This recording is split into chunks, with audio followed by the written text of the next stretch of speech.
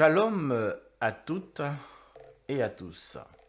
Aujourd'hui, nous allons étudier ensemble la paracha Ki Tetse, tirée du livre de Devarim, à Deutéronome chapitre 21 à 25.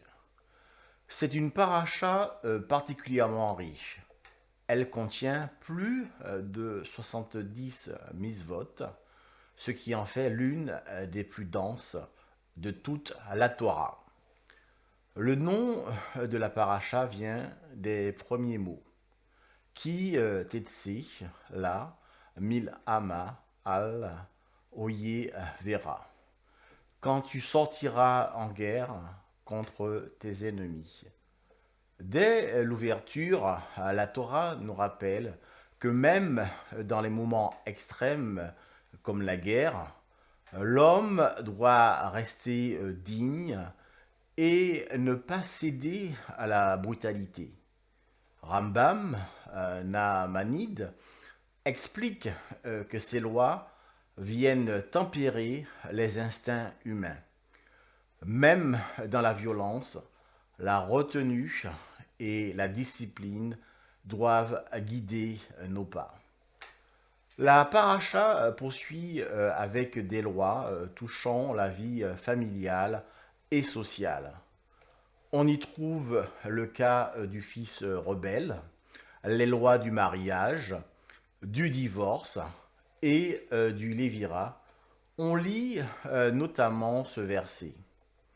Lo yeye keli gever al isha velo yilbash gever simlat isha.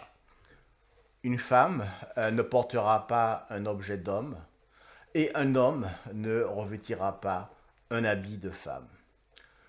Dans la tradition séfarade, ce commandement est compris comme une manière de préserver l'identité et la dignité de chacun et d'éviter la confusion morale. La paracha met aussi l'accent sur la compassion dans la vie quotidienne. Elle nous enseigne à avoir du respect et de la considération, même pour les animaux par exemple. Qui, Yikare, Kan, Sipor, Lefanera, Ba, Derer. Si tu rencontres un nid d'oiseau sur ton chemin, la Torah ordonne de renvoyer la mère avant de prendre les petits. Selon Maïmonide, c'est une leçon d'humanité. Apprendre à tempérer nos désirs, à agir avec une compassion, même envers les créatures les plus petites.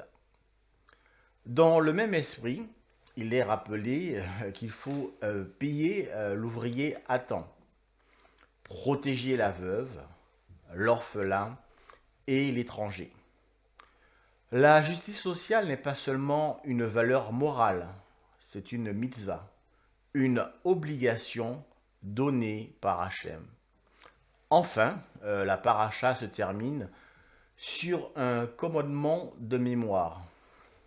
Zaror et Asher, Asa, Léra, Amalek. Souviens-toi de ce que t'as fait Amalek. Amalek symbolise la cruauté gratuite et la haine injustifiée. La Torah nous demande de ne jamais oublier et de rester vigilant face à l'injustice et à la barbarie. Ainsi, Ki Tetse nous enseigne que la Torah ne se limite pas au culte ou aux prières, mais qu'elle imprègne chaque geste quotidien, la guerre, la famille, le travail, les relations sociales et même le souvenir historique. Comme le dit le roi David dans les psaumes Télim 119, verset 105, Ner, les ragli, devarera, veor, lint tivati. Ta parole est une lampe à mes pieds et une lumière sur mes sentiers. Que cette lumière guide nos pas dans la vie et tous les jours.